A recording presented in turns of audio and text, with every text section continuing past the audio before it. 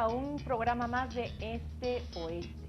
La primera impresión, conocida también como efecto primacía o efecto halo, es un efecto directo sobre las percepciones, las opiniones o las ideas que en primera instancia alguien se forma sobre alguien o sobre algo. Si bien esa primera impresión no es del todo determinante, definitivamente importa.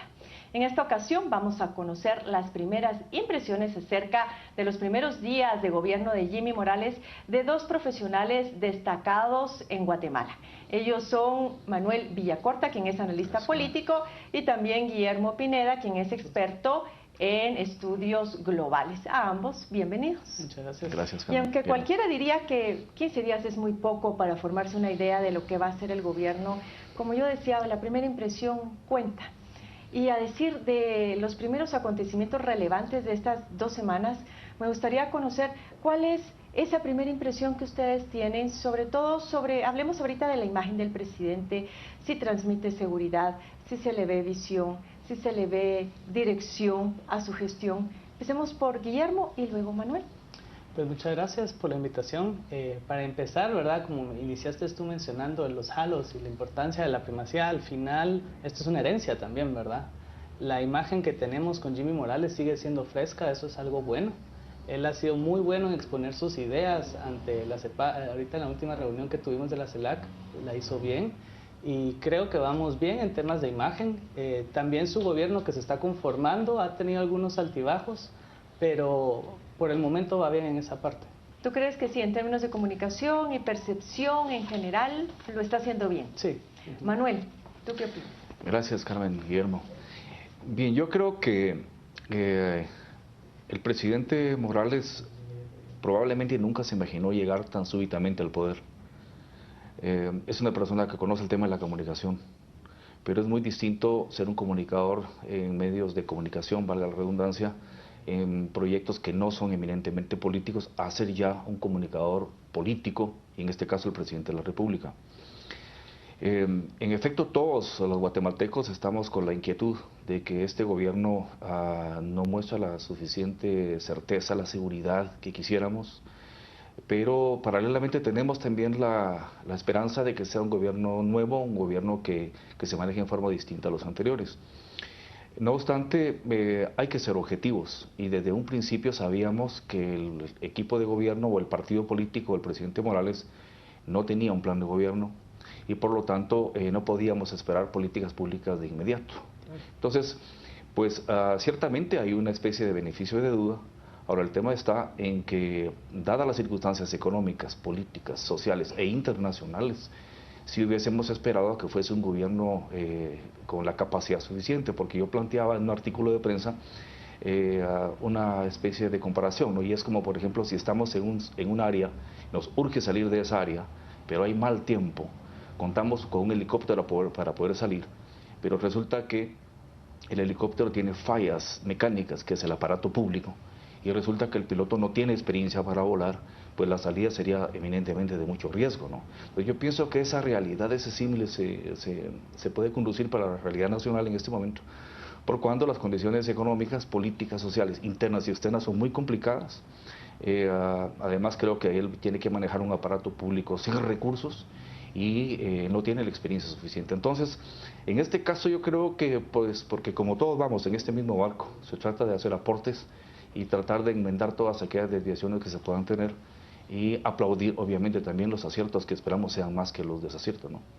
En términos de gabinete, por ejemplo, había pues bastante expectativa, se estuvo presionando mucho porque se dieran a conocer los nombres, finalmente los conocimos, ya tuvo su primera baja en el Ministerio de Comunicaciones. Lamentablemente el sucesor está siendo seriamente señalado, y la verdad preocupa el tipo de señalamientos que se le está haciendo en este caso el señor Zamora del periódico. Habrá que ver cómo se llega a una investigación profunda sobre este caso. Pero también tenemos un nuevo ministro de Gobernación, que es otro reto, un gabinete económico que a criterio de algunos ha sido integrado por los mismos de siempre y representa a los intereses empresariales. Mucho que decir también sobre este tema. También considerar que no ha terminado de integrarse por completo, porque no se han conocido los nombres de todos los secretarios nuevos. No se sabe si van a ser reconfirmados en su puesto los actuales, solamente se sabe el Ministerio de Comunicación, pues secretario de Comunicación, pues lógicamente ya fue nombrado, se confirmó al secretario de la Secretaría de Seguridad Alimentaria y Nutricional, pero no así se conoce el resto. Guillermo, ¿qué opinión te merece todo esto? Pues que es un problema, ¿verdad? Porque en aras de la institucionalidad de un país estamos dependiendo de la opinión pública como fuente de información sobre casos específicos que el sistema debería de haber evitado desde el inicio. O sea, lo que pasó con la ex ministra de Comunicaciones, eso no debió haber ocurrido si se hubieran seguido las reglas. Si la certeza jurídica hubiese estado clara desde el inicio, no hubiéramos tenido ese inconveniente. Ahora vamos a tener este nuevo problema con el ministro, con otros ministerios de los cuales ya se está hablando, no podemos seguir en este ciclo. Jimmy, supongo que esa fue la razón por la que el presidente decidió anunciar su gabinete hasta más tarde, porque sabía que iba a jugar a la ruleta rusa si lo anunciaba 2 meses antes, ¿verdad? Cada 2-3 días le iban a desbaratar a sus propuestas. Pero prácticamente con esto únicamente postergó un problema que igualmente se hubiera presentado. Sin duda, sin duda. Y el problema también está en que hay muchos intereses detrás, ¿verdad? A Sherry, cuando la cuestionaron, fue a otro grupo que estaba detrás de ella el que era cuestionado. Ahora tenemos este nuevo ministro y hay otro grupo el que está siendo cuestionado. Entonces tenemos que aprender a desatar a la persona, a la institución, al puesto de un interés. Y eso va a ser el gran reto para el gobierno de Jimmy, lograr quitar esos intereses políticos y económicos detrás de los puestos para poder hacer un gobierno. Y en términos del gabinete económico, ¿qué opinión te merece esto de que ha sido criticado, que los mismos ministerios Finanzas y Economía especialmente, pues estarían siendo representados en los nuevos ministros? Sí, bueno, el problema aquí es, como mencioné antes, la herencia que tenemos, ¿verdad? El problema está muy, muy serio en las instituciones que no estamos viendo ahora. Por ejemplo, la SAT ha estado paralizada desde diciembre y nosotros tenemos ahorita casos de cientos de contenedores que están atorados, productos que no han entrado a Guatemala, cambios que no hay en direcciones. Hay muchas intendencias de la SAT que siguen vacantes y que no han sido ocupadas, o peor aún, siguen personas que han sido cuestionadas anteriormente por malos negocios, ¿verdad? Entonces ahí es donde hay un problema muy serio para la estabilidad del país a los próximos 3-4 meses. Lograr enderezar ese camino creo que es el reto más importante.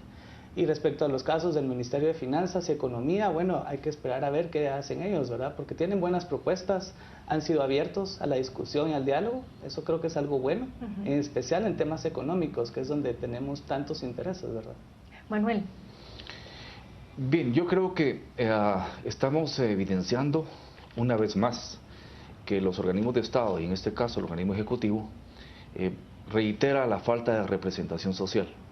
Es decir, debe entenderse que un gobierno debe gobernar para todo el pueblo, para todo el país, para todos los sectores. Lamentablemente eso sí hemos visto, eso no se perfila con el actual gobierno. Por ejemplo, el tema de la seguridad y la justicia, hablemos del Ministerio de Gobernación y el Ministerio de la Defensa, están muy bien encajados ya dentro de las políticas de seguridad regional. Los factores de poder globales están relativamente tranquilos con esos nombramientos, ya tienen su cuota establecida. En el tema de la economía lo mismo, el Ministerio de Finanzas, el Ministerio de Economía, pues es el empresariado local el que vuelve a tener una preeminencia en eso. Pero hay un déficit terrible, gravísimo, que es en el tema del área social. Vemos que no se está manejando en ninguna medida política social. Eso es gravísimo porque la pobreza está avanzando aceleradamente, está expandiéndose a niveles nunca vistos en Guatemala. La clase media virtualmente ya no existe. Creo además de que eso está generando focos de tensión y conflicto en los grandes conglomerados sociales, particularmente con la violencia, la delincuencia, tanto común como organizada. Y lo más grave, que si ya existían, y eso se ha planteado a través de estudios serios como los de la Procuraduría de Derechos Humanos, muchísimos puntos de tensión, de conflictividad, estos se van a incrementar. Y si a eso lo sumamos la falta de recursos que tiene el Estado para financiar la seguridad, la salud, la educación, la infraestructura, nos damos cuenta de que la situación por ahí no va bien. Yo creo que el descuido del tema social vuelve a ser una reiteración en este gobierno como lo fue el gobierno anterior. En buena medida eso pasa por algo que Guillermo mencionaba hace un momento. Reiteradamente se estuvo mencionando que la prioridad del presidente tenía que ser atender la SAT para evitar que más dinero vaya perdiéndose como consecuencia del contrabando, entre otros problemas. Sin embargo, las medidas adoptadas por el presidente en las últimas 2 semanas han sido: una, hablar de readecuación del presupuesto; la otra ha sido la autorización para emitir bonos, y en algún momento la especulación de que podría devaluarse el quetzal, que él después sale aclarando que eso no era una medida de su gobierno y que teníamos que desentendernos de esta cuestión. Pero ¿qué pasa que no se menciona todavía la SAT? ¿Y cómo ven ustedes estas dos posibilidades, la readecuación y el tema de los bonos? Mira, yo brevemente, porque es un tema interesante, creo que vuelve este gobierno a reproducir los malos hábitos de los gobiernos anteriores en el tema que tú planteas. Reestructurar el presupuesto del Estado, por ejemplo. El tema de la SAT, todo eso es importante, pero es una visión cortoplacista y sinceramente, con todo respeto, miope. Porque lo que se debería estar trabajando es en una política pública para elevar los niveles de producción, mejorar la economía. Porque si tú tienes una economía que produce más y por lo tanto consume más, va a haber más impuestos. Estamos administrando los recursos escasos, cada vez más escasos del Estado. Estamos cayendo en una trampa. No se trata de gastar menos, se trata de conseguir recursos. Sobre eso el presidente dijo que abonaba o que él apostaba a mayor crecimiento para terminar con la desigualdad. Pero, ¿qué crecimiento? No hay ninguna política, yo creo que Guillermo es especialista en el tema, no hay ninguna política clara para promover el desarrollo en el sector agrícola, en el sector industrial y mucho menos en las pequeñas y las medianas empresas. Carmen, están cerrando miles de negocios al mes. En el registro mercantil tú lo puedes ver. Entonces, si eso no se está atendiendo, es absurdo tratar de readecuar un presupuesto. Caeríamos en lo mismo. Guillermo. Bueno, aquí está el otro punto, ¿verdad? Reestructurar la poca plata que hay ya no es la respuesta, tampoco lo fue en el gobierno pasado, y por eso es que se nos cayó el país. Al final las tasas de natalidad van a seguir aumentando, con presupuesto reajustado o no, va a seguir. La necesidad de más empleos también continúa. Y el problema es que también las propuestas que Él dijo también que empleo había, lo que no había era dinero. Sí, hombre, ese es el problema, la visión, ¿verdad? ¿Cómo entiendes que para poder conseguir algo así hay que hacer un desarrollo integral de la sociedad? La recaudación, hablar de recaudar más plata ahorita de nada nos sirve, porque estamos no solo empezando el año, sino que también la economía guatemalteca va muy lento. De hecho, parte del mensaje cuando se empezó a discutir la devaluación fue la necesidad de algún grupo de buscar cómo reactivar su economía ante la crisis. Porque la crisis de la región va a ser fuerte. América Latina va a crecer 0.2% y que Guatemala crezca solo un 4%. Nos estamos sintiendo agradecidos por ese 4% en comparación y que aún al así, resto, sí, con eso se presume poco. de que somos de los países que más crecimiento tiene. Sí. Pero miren, a mí no deja de causarme todavía cierta ansiedad el hecho de que se mencione que se ve en el crecimiento económico la solución prácticamente, o pareciera ser que va en igualdad de condiciones con el hecho de terminar con la desigualdad y la inequidad que existe en el país, cuando ya está visto que no necesariamente mayor crecimiento necesita terminar con la desigualdad y con la pobreza que existe en el país. Sin embargo, hoy vuelve a estar en el discurso. Me preocupa el hecho de que se vuelve a hablar de replantear nuevos modelos económicos para el país. Pero entonces uno dice ¿cuándo? Porque ese discurso ha estado presente en nuestros políticos desde hace años, sin embargo pocos avances hay en la materia. El problema es también la duración de nuestros gobiernos y la poca madurez política que hay para hacer acuerdos y consensos entre partidos y entre ideologías. Es lo que nos ha afectado, ¿verdad?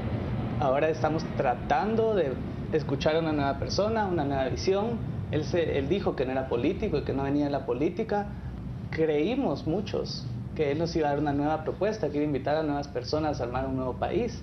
Pero pues por lo menos no he escuchado que mencione el acuerdo del Pactum, ¿verdad? Ese era un plan integral de desarrollo para Guatemala que fue hecho después de mucho tiempo de negociaciones. Está engavetado, por supuesto, como muchos de los acuerdos que se hicieron hace 4 años. Entonces seguimos en este proceso de... Claro, y además yo creo que es importante reiterar acá que existen 2 economías simultáneamente en Guatemala. Una economía relativamente moderna, urbana, que es un circuito que te integra bancos, industrias, exportadores, crecimiento en cuanto a la construcción. ¿Y qué es ese sector, ese circuito el que genera ese 4% de crecimiento? Pero estás hablando cuantitativamente que la gran mayoría está fuera de ese circuito, es una economía de autosubsistencia. Entonces, cuando se habla una ficción de que el 4% es un gran indicador, es una mentira. Es un buen indicador para el circuito pequeño de la economía local que está vinculada con el circuito internacional capitalista, ¿no? Pero además de eso, ese 4% no es una división sine qua non dentro del número de habitantes que tenga ese sector. Claro. Es decir, sabemos que Guatemala tiene una concentración de riqueza muy alta, en muy pocas manos, que eso no sería malo si las personas que concentran esos grandes caudales de riqueza tienen una visión empresarial muy positiva de saber invertir, de generar más empleo, de generar más impuestos. Es decir, el derecho a tener la riqueza, administrarla bien, eso no está en contra de eso. Pero lamentablemente la visión es sacar esos recursos del país. Entonces, yo creo que esa ficción, y es bueno ya reiterarlo, de que estamos creciendo muy bien al 4%, es muy relativa. Además, no somos una isla. Guatemala ya no es una economía primaria igual, tan dependiente estamos con una dependencia muy grande del mercado externo y como tú bien decías, Guillermo, que la región no crezca más del 0.3% en este año, que China venga para atrás, que Europa igual, va a repercutir. A la larga todo ese coletazo nos llega. Vamos a regresar sobre este tema y sobre las políticas sociales después de este pequeño corte, así que no se vaya, le esperamos.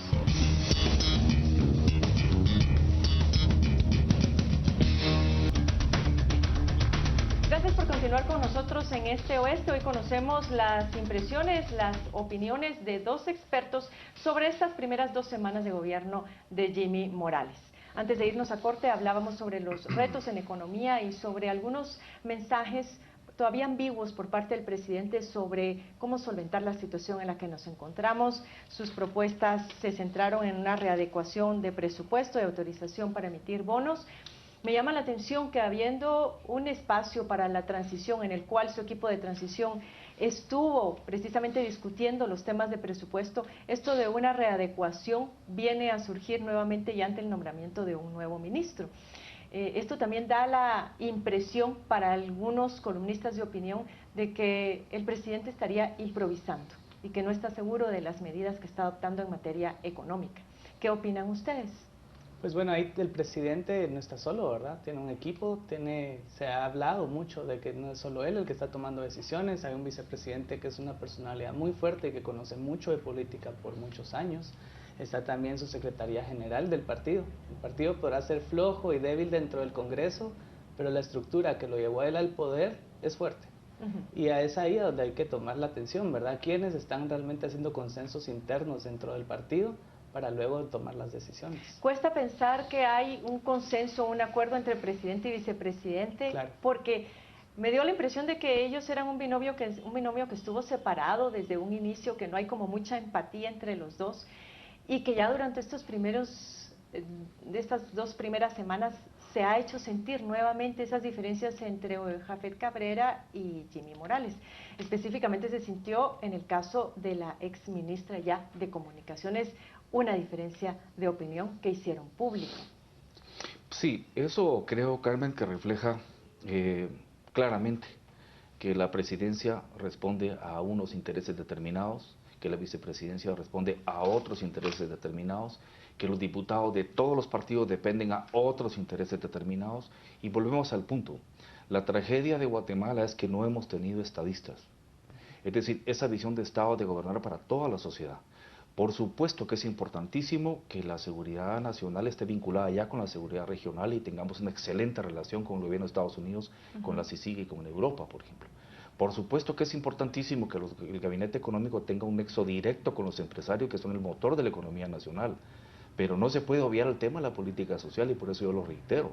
Entonces, es evidente que diferencias van a haber y estas diferencias entre vicepresidente, vicepresidente, diputados, refleja que llegaron al poder apuntalados por sectores determinados. Yo creo que eso es válido en un momento dado, pero no se puede perder la visión del país. Porque si el presidente Morales reproduce otra vez eso, lo que va a hacer es administrar una crisis que cada vez es peor. Cuando tú hablas, por ejemplo, de volver a reorganizar el tema del gasto público, ¿pero qué va a organizar si el 80% es para salarios? una parte para pagar el servicio de la deuda externa y apenas queda para inversión. Creo que inversión va a ser cero este año, no va a haber nuevas carreteras, no va a haber nuevas escuelas, no va a haber hospitales ni centros de salud. Entonces, ¿readecuar qué? Si lo que se debe pensar es incrementar los ingresos. Evidentemente, como dice Guillermo, por la vía fiscal sería un golpe muy fuerte para una población muy pobre. Pero hay políticas de desarrollo económico que no se ven, que no se sienten. Por ejemplo, estamos en el debate de la devaluación. Los guatemaltecos somos obtusos en muchas áreas, somos intransigentes, somos confrontativos.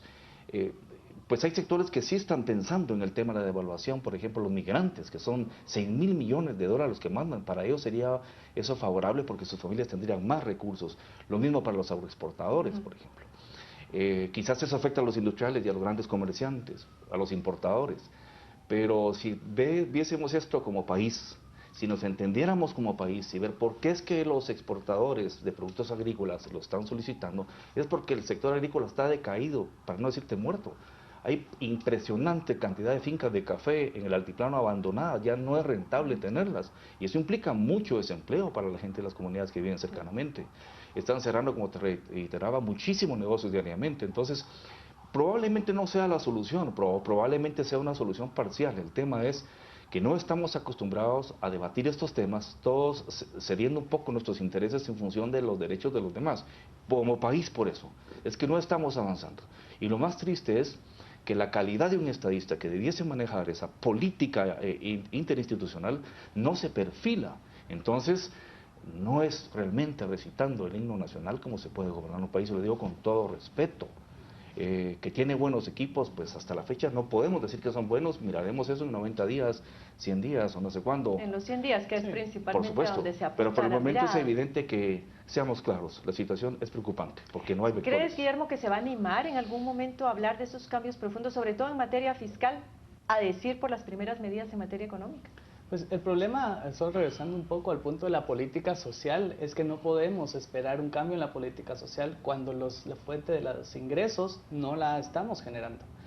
Tampoco pensar en devaluar o valuarnos más, o sea, de nada sirve porque la plata va a seguir siendo la misma la que ingrese, si no es que ingrese menos.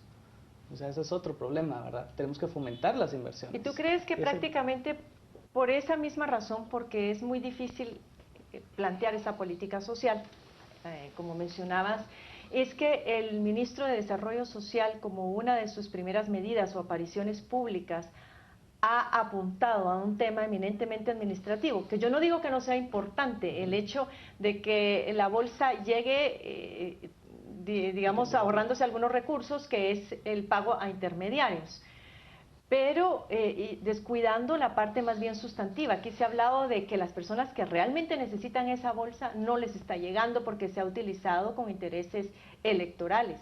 Pero ¿tú crees que precisamente la medida de poner ahora en la mesa una tarjeta de débito tenga que ver con la optimización de recursos más allá del diseñar una política social que verdaderamente atienda a los más necesitados en el país? Pues mira, la integración de las personas a través de una tarjeta de débito, para poner el ejemplo, al sistema global de transferencias no es algo malo, al contrario, es una buena dinámica. Pero si no tienes la educación para estas personas, para que entiendan cómo funciona el sistema económico o la economía del hogar, para empezar, no vas a poder tener ningún desarrollo en este tipo de proyectos. Y la infraestructura también, Guillermo, porque en las, digamos, aldeas más refundidas del país, yo no creo que una barrotería, una de esas tienditas, tenga un POS o algo por el estilo en donde pueda llegarse con la tarjeta de débito. Bueno, no sé cómo y de nuevo va a funcionar. Nos estamos enfocando en las áreas de desarrollo, ¿verdad? Los 4, 5, 6 puntos más grandes de desarrollo, desatendiendo a la gente que vive en la montaña, que es a la que Manuel se refiere. Está totalmente desconectada del gobierno, del pueblo, de la ciudad capital, e incluso cuando viajan a estos lugares no saben cómo funcionar. Eso es algo que nosotros tenemos y que muchos otros países del mundo hace 50 años dejaron de tener, ¿verdad? Entonces tenemos un serio problema de desarrollo social que nunca va a llegar si no tenemos un desarrollo económico. Pero sí, por lo menos también con los temas de prevención. Y aquí planteo otra situación que es particularmente grave, es el fenómeno del niño que amenaza o con extremada sequía o con extremada lluvia. Eso genera inseguridad alimentaria. y no sé hasta dónde realmente las autoridades o el gabinete social estará ya sentado planteándose qué medidas van a hacer para enfrentar esta situación, que no sean los paliativos de siempre, después de acudir al programa de alimentos, al programa mundial de alimentos, a solicitar apoyo, sino verdaderamente tener medidas de fondo que eviten que esto sea tan cíclico. Claro, y es que, bueno, el cambio climático es una realidad. Guatemala llega a ser en este momento el cuarto país más afectado en el mundo por el cambio climático, por el área donde nos encontramos, ¿no? Y el primero en América Latina. Sumemos a ello un tema, que es el tema de la explosión demográfica, que algunas personas de una visión muy reaccionaria dicen que el crecimiento de la población es en Guatemala lo que está generando la pobreza, y no es cierto. Es una causal, pero producto de un sistema que ya viene deformado. Porque hay países con una concentración demográfica por kilómetro cuadrado muchísimo mayores que Guatemala y son países desarrollados. Pero en estas circunstancias, la relación entre la economía de recursos naturales, recursos económicos y población sí es muy importante. La economía de Guatemala en este momento no da para más. Ni las grandes compañías están creciendo y las medianas están decayendo y las pequeñas desapareciendo. Pero si eso sumas tú, por ejemplo, que en Guatemala nacen 1.500 niños por día, 500.000 al año, en circunstancias donde no podemos enfrentar esa demanda en salud, en vivienda, en educación, vamos a tener más problemas. Entonces hay factores demográficos, hay factores climáticos, pero hay factores políticos, Carmen, Guillermo. Por supuesto que el tema de las ayudas sociales son importantes, son como un antibiótico. Quizás no nos gustan, quizás no nos convencen, pero son necesarias para combatir una infección. Y en este caso la infección es la pobreza, ¿no? Pero eso lo pueden hacer países como Brasil, que tienen una economía fuerte y un presupuesto de Estado del 25% sobre el PIB. Pero un país como Guatemala, que tiene un presupuesto virtualmente miserable, del 10% sobre el PIB, ¿qué puede hacer? Si de dar bolsas se tratase, habría que darle bolsas al 90% de la población. Y mucha gente de la clase media estaría incluida en eso, si es que todavía existe. Entonces, lo que se ha hecho es, tú bien lo decías, son políticas clientelares, pero no de desarrollo estructural.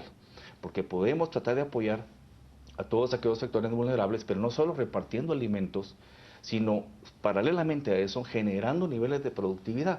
Una viejecita en Jalapa me lo decía a mí, mire Manuel, una campesina, yo no entiendo por qué regalan incaparina y esas cosas, deberían de darles una su jaulita con conejos o con gallinas, que los cuiden, que crezca la producción, se van a dar cuenta que sí se puede. Es decir, paralelamente a la ayuda social debe haber una ayuda empresarial para la microempresa. Pero ¿cómo caemos en lo mismo? Son gobiernos que no representan los intereses sociales. Para ellos los intereses sociales son la prioridad 500. Sí. Las prioridades inmediatas son quedar bien con los grandes sectores de la economía, con los sectores de la comunidad internacional. Se está cometiendo un error. Porque a la larga, como decía Clisper, ¿no?, la pobreza produce conflictos y los conflictos agudizan la pobreza. No va a haber inversión en un país con altos niveles de criminalidad y con pobreza. Entonces, eso al final nos va a afectar a todos. Pero lamentablemente no hay una visión de Estado, no hay política social. Estamos enfrascados ahora en discusiones bizantinas sobre muchísimas cosas de los nombramientos de ministros y todo, pero no estamos viendo lo que más nos interesa, que es qué se está haciendo estructuralmente con la salud. ¿Pero perciben ustedes ese liderazgo en el presidente Jimmy Morales, capaz de entender esas circunstancias, de hacer esa lectura y entonces ahí sí liderar procesos? Aunque no sería necesario, perdón Carmen que interrumpa, no sería necesario que él tuviera ese liderazgo si su equipo es un equipo que operativiza. Tú puedes tener incluso presidente de una empresa que hasta le cueste comunicarse, pero es inteligente tener buenísima gente alrededor y esos equipos producen. Sí. Bueno, aunque ahí rápidamente, porque tengo que cerrar este segmento. Una fortuna para hablar de estos temas sociales va a ser que el cambio climático no discrimina. De ahí a todos nos va a atacar. Y Guatemala es uno de los países más vulnerables. Afortunadamente, los organismos internacionales ya nos tienen a nosotros bien marcados como uno de los países más vulnerables y va a venir la ayuda.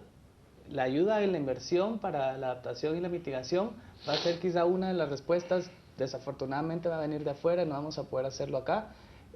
Yo veo que en los próximos meses vamos a tener cada vez más participación de ellos y ya lo estamos viendo nosotros en las organizaciones sin fines de lucro.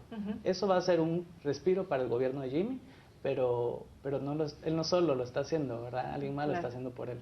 Bien, vamos a volver sobre los temas de transparencia que también tanto preocupan y esa relación entre Ejecutivo y Congreso de la República que también tiene sus propias particularidades. Así que no se vaya porque este tercer y último segmento va a estar más que interesante.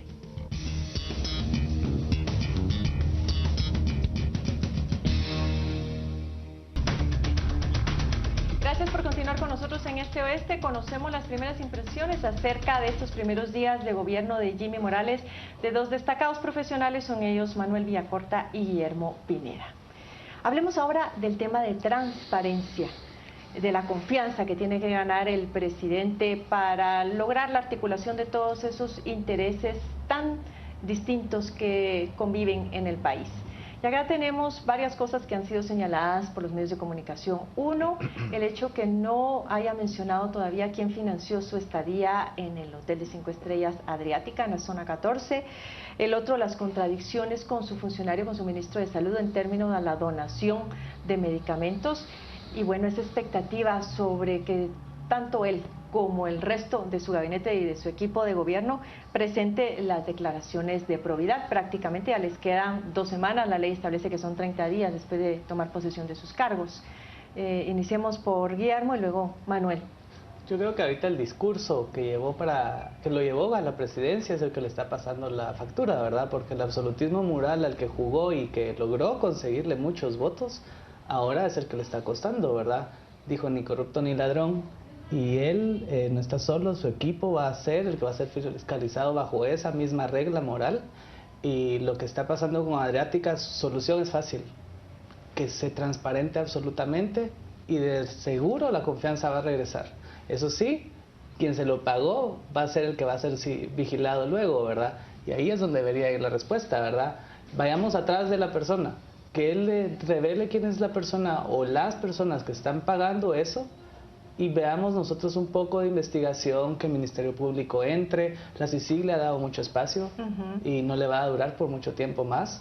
O sea, le han dado el espacio. ¿Qué compromisos calmado, le claro. puede generar y con qué tipo de intereses esa estadía? Claro, que él diga, miren, me lo pagó tal persona y yo invito a la CICIG y al Ministerio, a Telma Altana, para que ella se encargue de vigilar que este empresario o estos empresarios jueguen por las reglas del juego correctas y que no se vayan a beneficiar durante todo mi gobierno.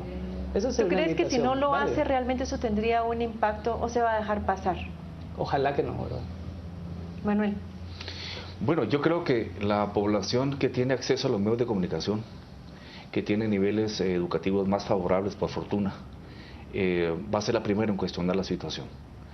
Y las grandes mayorías lo van a cuestionar en cuanto que dieron su voto, como bien lo plantea Guillermo, con la fe de que iba a haber un cambio, pero la pobreza, la delincuencia le siguen azotando, la falta de empleo, entonces van a perder las expectativas muy pronto, muy rápido. Yo creo que el tema de la corrupción es un tema importantísimo, Carmen y Guillermo. Fernando Gil, un profesor de la Universidad de Salamanca de España, hizo un libro muy lindo que vale la pena leerlo, que se llama La cultura de la corrupción. Y él habla que hay países que tienen una cultura de corrupción, desde la picardía, dice él, hasta las grandes tramas de la corrupción. Desmontar toda esa estructura culturalmente cuesta mucho, pero yo diría de que ha habido avances. De los 3 organismos del Estado, a mí me satisface mucho el avance que ha tenido el organismo judicial, por ejemplo, que ha dado muestras significativas del combate a la corrupción con el apoyo de la CICIG, con la función del Ministerio Público. Lo han hecho muy bien, sin presupuesto, pero están trabajando jueces y magistrados, hay luz, hay expectativas hacia eso. Lamentablemente en el organismo legislativo, por ejemplo, lo que vemos es mucha fragmentación, no hay representatividad social y mucho temor a que prosiga ahí adentro la corrupción. Pero por lo menos se hizo ese gran lanzamiento en donde Taracena ha tenido la atención pública. Pero fíjate que esos son los aspectos que son plausibles, son optimistas, pero no podemos confundirnos. Eso no es un triunfo de Taracena. Realmente esa es su obligación como presidente y ha sido la obligación de todos los presidentes que pasaron por ese organismo. Que por alguna razón no lo hicieron. Pero estamos acostumbrados, por ejemplo, a aplaudir algo que por ley los funcionarios deben hacer y no es así.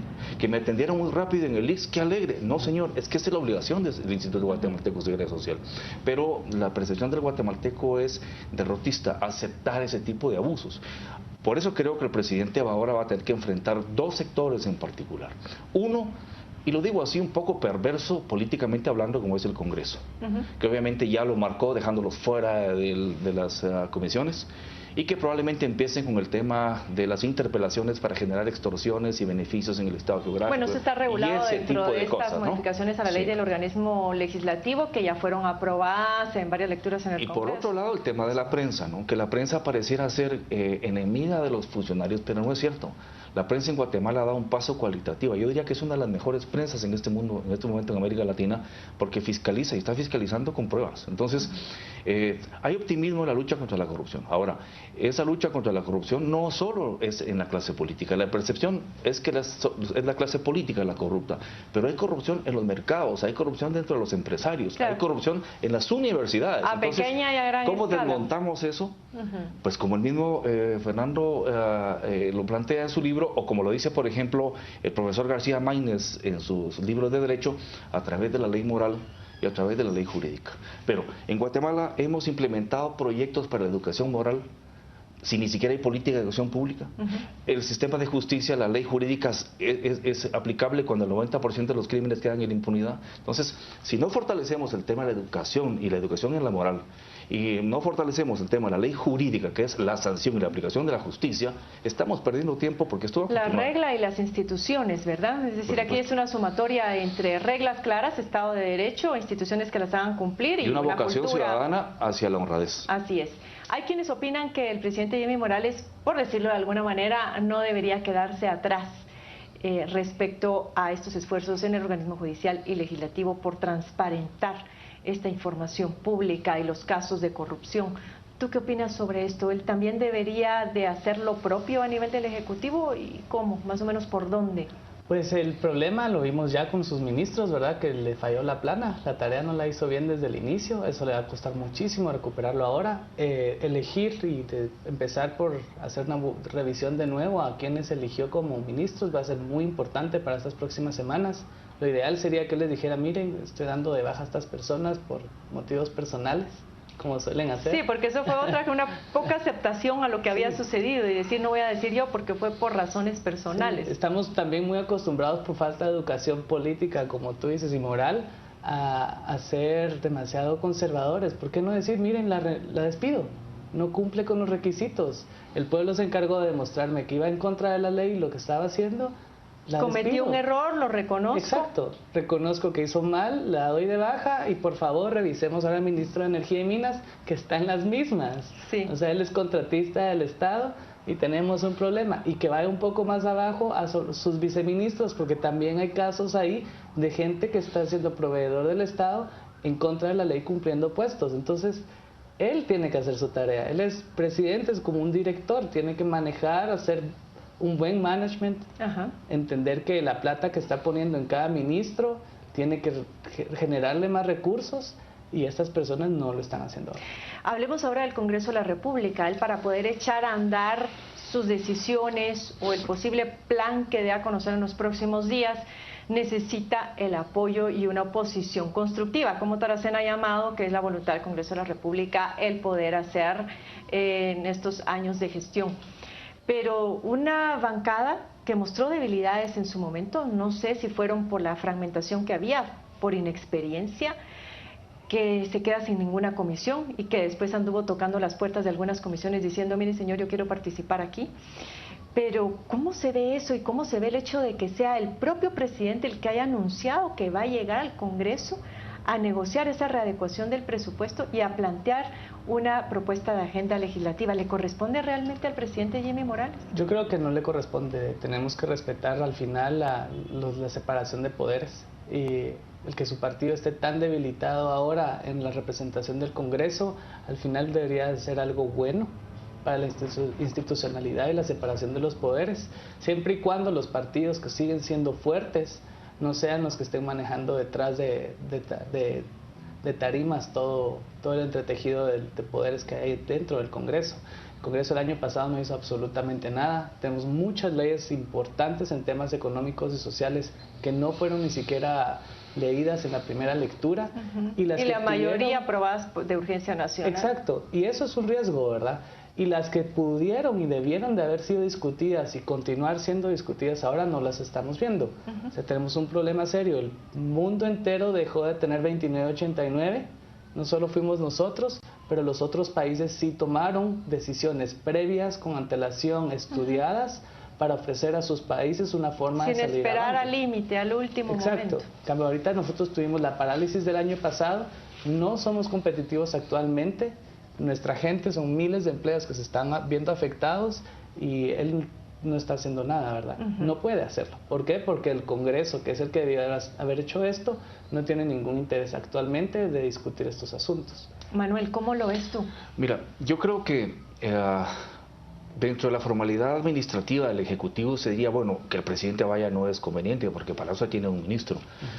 Pero eso revela a que en Guatemala no, la población también está adecuada y acostumbrada a no tener estadistas gobernando. Porque si tú ves, por ejemplo, en Estados Unidos, el presidente Obama, cuando es un tema neurálgico de interés nacional, va al Congreso y lo defiende. El presidente Rajoy en el Parlamento español. Eso es muy común cuando un presidente es estadista y tiene la capacidad, él, solo como persona, de enfrentar 100, 200, 300, 400 y de argumentar diputados. sus posiciones. Yo creo que eso sería bueno que fuera, por una sencilla razón. Porque en este momento el Congreso de Guatemala está muy desprestigiado y está arrinconado. Estas medidas que se están tomando a través de la nueva presidencia, que son buenas, también son políticas y estratégicas para lavarle la cara a esa institución. Llevan una cola escondida, obviamente, porque yo no me creo que este sector tenga una voluntad de la noche a la mañana distinta para con el país, cuando han demostrado durante 30 años de que va la transición, de que ese Congreso no ha servido más que para anidar corrupción. Pero yo creo que si el presidente entiende que la población tiene arrinconado ese Congreso, que los medios de comunicación lo tienen con todos los reflectores puestos encima, el presidente tiene un gran aliado, que es el pueblo y la prensa. Si él va, les explica, pero no a los diputados, al pueblo a través de las tribunas parlamentarias, cómo está el estado de la nación, qué es lo que hay que hacer, no habría un diputado que osara contradecirle, porque lo va a poner en contra del interés nacional. Claro. Yo creo que está bien que vaya. Me parece un poco difícil que tenga la capacidad para enfrentar los temas políticos, económicos, fiscales, con la propiedad que exige un estadista. Pero quizás de repente, yo creo que si Jimmy Morales demuestra en un momento dado que en medio de todas estas circunstancias adversas tiene éxito, pues se catapulta hacia el éxito él como persona y como presidente de inmediato. Entonces yo diría que vaya, tengo mis reservas, que tenga la capacidad, el arrojo, la propiedad para poder lidiar con estas personas, pero creo que lleva las de ganar. El pueblo le apoya, los medios de comunicación están pendientes de esto. Si él hace una buena tarea en ese momento, seguramente va a arrinconar aún más a los diputados para que no puedan decirle que no a lo que le está exigiendo. Hubo otro efecto acá que también vale la pena analizar, y es que todo esto que ha pasado en el Congreso de la República ha levantado otra vez el tema de la depuración del Congreso e incluso de poder propiciar una Asamblea Nacional Constituyente. ¿Eso se ve como una oportunidad o como un riesgo, Guillermo? Muy rápidamente, porque no quiero que dejemos de hablar sobre la importancia y el gran reto que tiene el presidente de nombrar este magistrado ante la Corte de Constitucionalidad, que también es una papa caliente. Pues yo lo veo como una oportunidad para encontrar un camino nuevo. Estamos muy afectados ahorita con lo que ha pasado en los últimos 3 años de estos problemas, ¿verdad?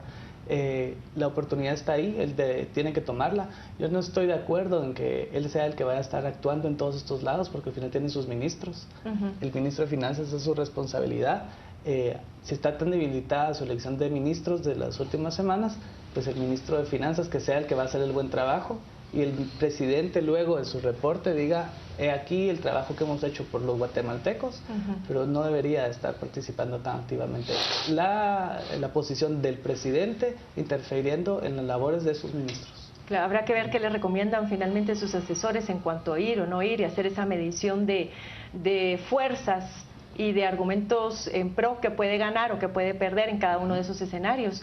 Pero hablemos ahora sobre la importancia del nombramiento que él tiene, también la responsabilidad del organismo ejecutivo de ese magistrado ante la Corte de Constitucionalidad, en un momento en el cual los casos de corrupción afloran y finalmente, generalmente la Corte tiene la última palabra en todas aquellas acciones de amparo o etcétera, etcétera, que tiene que evacuar. Yo en ese sentido, Manuel, Carmen, quisiera ser optimista. Yo creo que los sectores que eligen representantes o delegados directos en la Corte de Constitucionalidad saben que hoy la fiscalización nacional e internacional es lapidaria. Sería un error gravísimo que el Colegio de Abogados, que la propia Corte Suprema, que el presidente, por ejemplo, y los sectores que eligen magistrados, eligieran la persona equivocada. Yo creo que afortunadamente, si nos vemos retrospectivamente las últimas elecciones de las Cortes de Constitucionalidad con la de ahora hay mucho más fiscalización, mucho más control, más filtros, de tal manera que yo diría que vamos a tener unos buenos resultados por esa vía. Yo creo que al final esa Corte es la que decide en Guatemala en muchos de los aspectos constitucionales y fundamentales Morales. Yo soy optimista en pensar de que van a llegar buenos magistrados. Evidentemente no personas extremadamente perfectas, pero buenos magistrados y particularmente casados con el interés nacional. Y en cuanto al tema de la reforma constitucional a través de una constituyente, yo estoy totalmente de acuerdo. Guatemala, los guatemaltecos somos miedosos a los cambios, tenemos terror a los cambios. Ya esa constitución hay que modificarla, y hay que cambiarla, hay cosas que hay que modificar. El único requisito es el proceso de elección.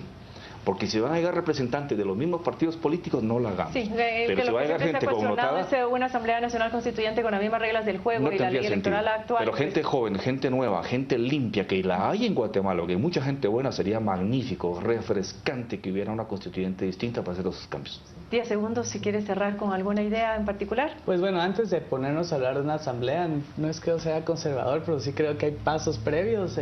Tenemos que reformar antes la ley de partidos políticos. Y si no hacemos eso antes, la constitución que vamos a tener creo que va a ser una patada en la espinilla que nos va a doler. Que puede resultar peor el remedio que la enfermedad. Muchísimas gracias, Guillermo Pineda, y también a Manuel Villacorta por sus opiniones. Esperamos haber ayudado también a usted a formarse opinión acerca del acontecer de estos primeros días del año ya bajo la dirección del presidente Jimmy Morales. Le esperamos nuevamente en otro programa la próxima semana, así que hasta entonces.